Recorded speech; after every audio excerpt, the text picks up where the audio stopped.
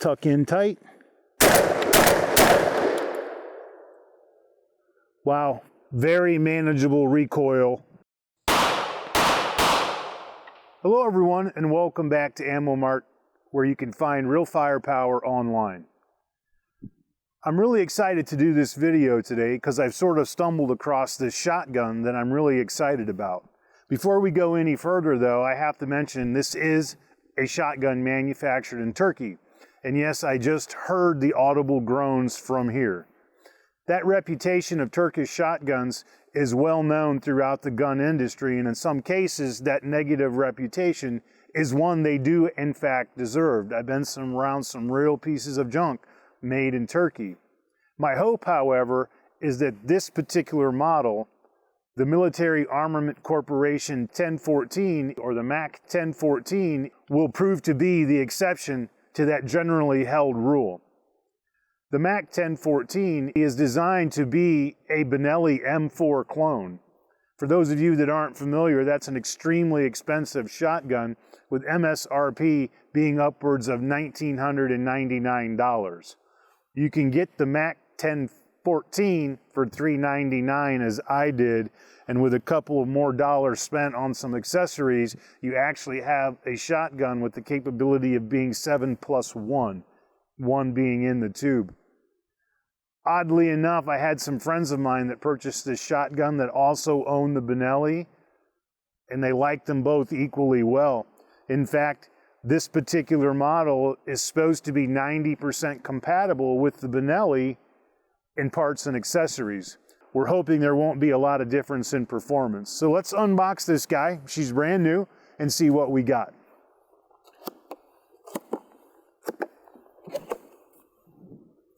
Right away, of course, you notice owner's manual, and the shotgun is in fact nicely wrapped up in plastic here, so I'm going to try to keep the muzzle up.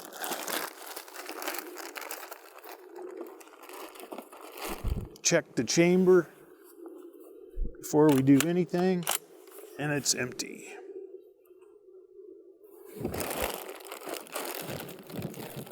So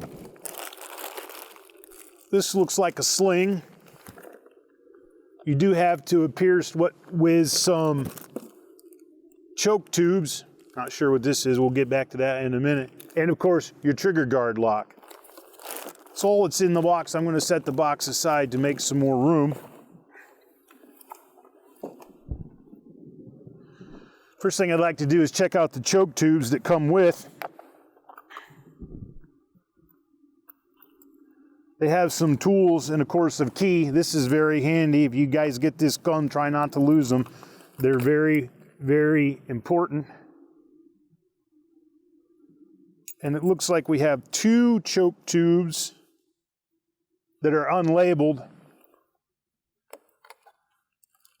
And the case is unlabeled as well, so that's not terribly helpful. And I'm going to lock that to the rear, double check the chamber, and see, aha, it does come with the third choke tube installed in the end of the barrel. I'll have to do some research and let you know what's supposed to come into the barrel from the company.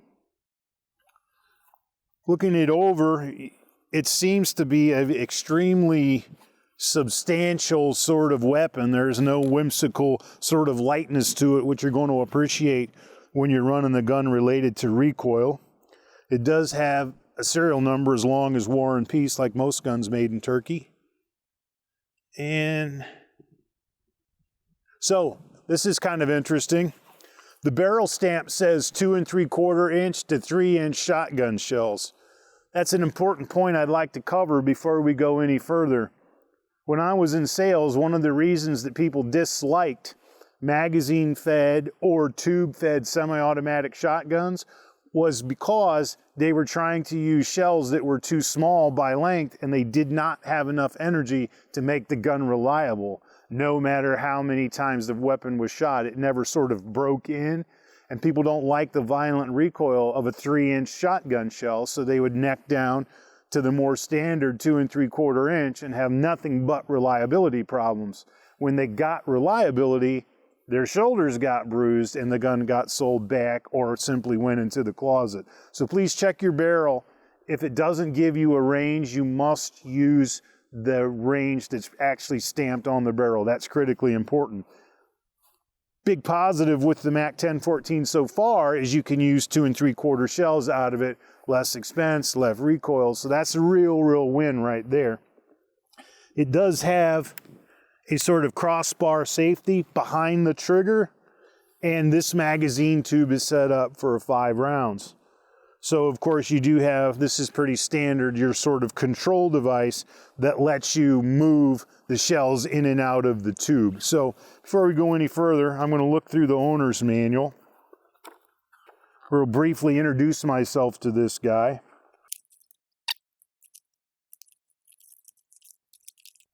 Most of the booklet was nomenclature, breakdown, and cleaning and maintenance. It did not cover loading and unloading procedures, and I found this sort of little small diagram that actually does cover how to safely load and unload the shotgun.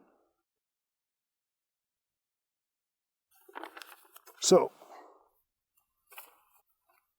important to note that I have not oiled the shotgun at all, nor have I been any sort of contact to make it run more reliably. This is truly an out-of-the-box test. I'm going to start with some 2 3/4 inch target loads, move on to some double-aught buck, and then finished with the rifled slug. So here we go. Winchester Super Target, 2 3/4, 1 1/8 ounce shot.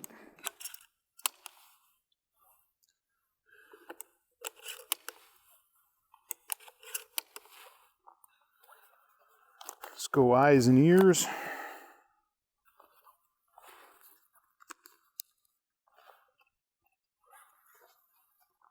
Check the safety is engaged before we chamber. You'll notice by activating the carrier latch, it did allow me to chamber one. In normal operation, you'll be able to see the carrier latch in the down position with the red dot visible. So I'm going to cancel the safety, tuck in tight. Wow, very manageable recoil with the 2 3/4 inch target loads. We did achieve bolt lock. I'm going to re-engage the safety and go again because that was mad fun. This time, the first round will be double-aught buck, followed by number 4, and then, of course, the 3 more from Super X. Safety. Let's see here.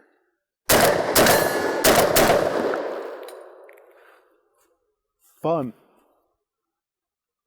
Slide lock. Weapons on safe. What I'd like to do, double check the chamber here, is make sure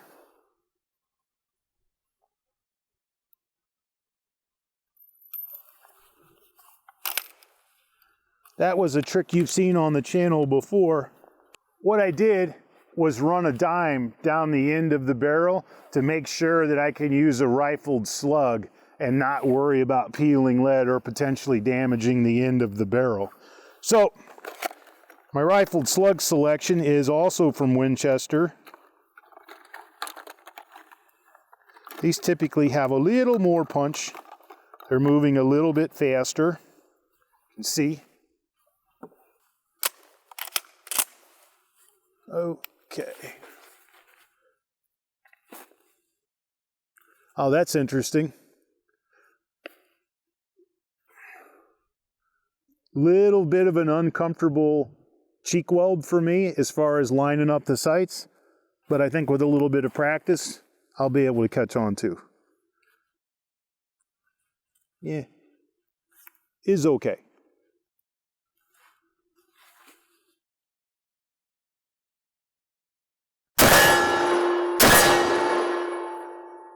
Substantial more recoil, but controllable. And I hit right down the middle, the sights are on. The front sight actually is single dot, 2 circles in the rear, much like a handgun sight, with not quite ghost ring, but a very large rear aperture. It's very easy to find the front sight post in the rear circle. So sighting system's pretty good. However, I've already decided I'm going to put a dot on this guy of some kind, which a lot of folks do. You would expect, of course, more recoil with a rifled slug, which we had. You can see the 2 impacts from the shots down on our target, and they were middle of the steel, exactly pretty much where I was aiming. So one of the interesting things about this weapon is you can potentially hunt deer with it. You can stack up the rounds in your tube, making it a sort of smorgasbord of slugs, different types of shot shells, double-aught buck. So far, it's fed extremely well on no maintenance from me and a fairly cool day. So right now, I'm saying definite positive that the gun is reliable, it's accurate, it feels good, it's soft shooting, and for $399, I think so far, one heck of a buy. In the weeks to come, I'm going to try to get a few hundred rounds through the shotgun, obviously get more familiar with it, and let you know how it's holding up related to quality and reliability. You can just do that all day long, you know what I mean? When the video began, we talked about how from the factory this has a 5-round tube. You can actually buy this from Military Armament Corp. It is their magazine extension to put 2 more rounds in the thing, which you would typically see in 3-gun competitions or sort of the more advanced home defense or security shotguns. I'm going to throw this in there and see how reliable it is with their aftermarket magazine extension. As you can tell, the weather has changed slightly since we shot the first part of our video. It's actually about 13 degrees with the wind chill. It's about 0 or maybe even a little less. So I thought it would be a good day to come out and continue sort of the demonstration and reliability testing of the MAC 1014. Since we were together last, I found a couple of things I really dislike about the shotgun. It wouldn't prevent me from buying it, but I want people to know what they're getting into. First thing, this collapsible stock, despite the fact it has a working button, doesn't collapse. Apparently it's an import ban thing. Now that could be important because if your geometry isn't right, shorter stature or whatever, this stock simply may not be good for you and there's nothing you can do about it. Another issue I have with it is the button here that does raise the cheek well up and down. It works, but the problem is right now it's all the way up, and minus the optic I've put on the shotgun since the last time we were together, it's still not a very comfortable cheek weld for me. I have to kind of duck way down. Not a fan of that. So it doesn't fit me in particular. For some, it may be great. For me, not so much. What's going to make it better is the dot, like we talked about before. Also, that little thing I couldn't figure out what it was, it's actually a cover for your Picatinny rail. So mine came ripped from the factory. Now, what I'd like to do, I haven't done any maintenance or cleaning on the shotgun whatsoever, no oil. We're going to see how well its 2 gas ports as compared to the 4 that came on the Benelli actually do. Once again, this is a Benelli sort of clone, but it does not have near the sort of gas recycling capabilities as the Benelli, so that may or may not be a factor. Also, one other thing. I purchased the aftermarket magazine tube and installed it on the shotgun. It's marketed as 7 + 1 in the tube. So far, I've only managed to get 6 into the aftermarket magazine tube, and that kind of bothers me because the factory version came with 5, so I only got half of what I paid for. It wasn't very expensive. Maybe over the course of time, I'll be able to get the 7th one in there, but I'm pretty strong and it ain't going in there. So I'll let you know a little bit more on that later. So let's see what kind of reliability we can get with this guy on a 0-degree day. Let's see here, weapons on safe. Now, I'm just gonna pump away.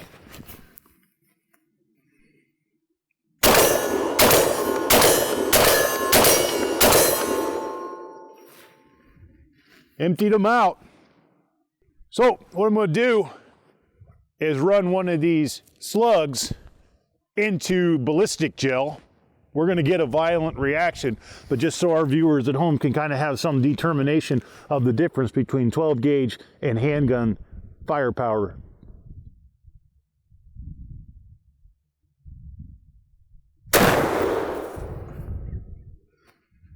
That was a heck of a demonstration, I must tell you. Weapons on safe. So, believe this or not, it cracked our wood. So I believe that this was actually the bottom. I'm gonna try to roll this so maybe we can catch the cavitation on the camera. And of course, at some point,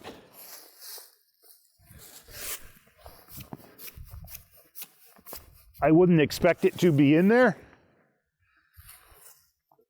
Yeah, it's certainly going to exit, but you can see just in the violent reaction of the ballistic gel, if you really want to protect your home and you don't have any interest in being an everyday carry person, shotguns are hard to beat for obvious reasons.